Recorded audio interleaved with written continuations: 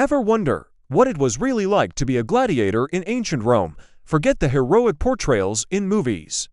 The reality was far more brutal, complex, and surprisingly, not always a fight to the death. Let's dive into the gritty, untold story of the gladiators.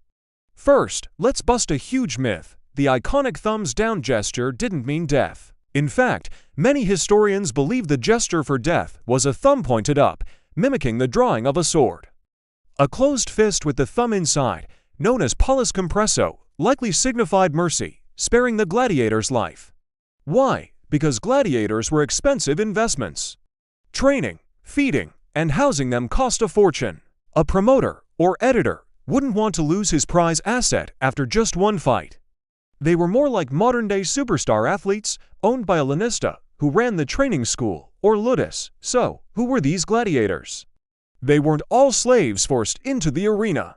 While many were indeed prisoners of war, condemned criminals, or indebted individuals, a surprising number were volunteers. These were free men, called octorati, who signed contracts to fight for a set period. They gambled their lives for the chance at fame, glory, and prize money. Imagine the desperation or the thirst for adrenaline that would drive someone to make that choice. They gave up their rights as citizens, legally becoming property, all for a shot at stardom in the blood-soaked sand of the Colosseum. The training was relentlessly harsh. From dawn till dusk, they drilled with weapons far heavier than the ones used in the actual games. Their diet was carefully managed, not with prime cuts of meat, but with a carb-heavy regimen of barley and beans. This wasn't about building lean muscle. It was about creating a layer of fat. This fat would protect underlying nerves and muscles from superficial cuts, making for a bloodier, more dramatic spectacle without ending the fight too quickly. It was all about the show, and what a show it was! The games weren't just random brawls, they were highly structured events, often part of larger festivals. A day at the Colosseum might start with venations, wild beast hunts featuring exotic animals like lions, tigers, and elephants brought from the far corners of the empire. Then came the meridiani, midday executions of criminals, a grim public service announcement. The main event, the munera, or gladiatorial combats, took place in the afternoon. The matchups were carefully arranged, like a modern-day fight card. You had different classes of gladiators, each with specific armor and weapons, creating tactical and visually interesting duels. The heavily armored Murmillo, with his fish-crested helmet, often faced the Threx, who carried a small square shield and a curved dagger, or the Hoplomachus. Perhaps the most famous was the Retiarius, the net fighter. He fought with only a trident, a net, and a dagger, relying on speed and agility against a heavily armed opponent like the Secutor. Each pairing had its own strategies and fan base. It was a deadly chess match, and the crowd roared for their favorites. Life in the ludus was a strange mix of prison and a high-stakes athletic facility. Gladiators lived in cells, under strict discipline. Yet, they received top-tier medical care. Doctors, or medici, were on hand to patch them up. Archaeologists have found gladiator cemeteries where skeletons show evidence of remarkable surgical skill, with healed fractures and even amputations. Their owners needed them back in the arena, after all. There was also a strong sense of camaraderie. They called each other familiar gladiatoria. They trained together, ate together, and faced death together. Inscriptions on tombstones show touching tributes from one gladiator to another, their brother in arms. Winning brought incredible rewards. A victorious gladiator received the palma, a palm branch, a crown, and a significant sum of money.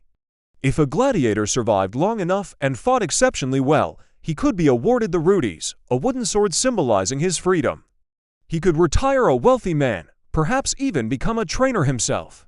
These success stories, however rare, fueled the dreams of many. Figures like Spartacus, who famously led a massive slave revolt, became legends. But for every Spartacus, thousands of others perished anonymously in the sand. The games weren't just entertainment, they were a powerful tool of social and political control. They were sponsored by emperors and wealthy politicians to gain public favor. By providing bread and circuses, or panem et circenses, the ruling class kept the masses distracted and happy. The arena was a microcosm of the Roman world, showcasing the empire's power, its reach in bringing exotic animals, and its absolute authority over life and death. It reinforced the Roman values of courage, discipline, and contempt for death. The end of the gladiator games came gradually. As the Roman Empire embraced Christianity, the morality of these bloody spectacles came under question. Emperor Honorius finally banned the games for good in 404 AD, after a monk named Telemachus reportedly jumped into the arena to stop a fight and was killed by the crowd. Whether that story is true or not, the era of the gladiator had come to a close. So, the next time you see a movie about gladiators, remember the reality behind the myth. Remember the free men who volunteered, the carb-heavy diet, the superstar status, the advanced medical care, and the brotherhood forged in the face of death. The gladiator games were a brutal, complex, and fascinating part of history that tells us so much about the Romans themselves, their love for spectacle, their engineering genius, and their cold, calculated view of life and death. It's a world away from our own, yet the human desires for glory, survival, and entertainment still echo today. Thanks for watching.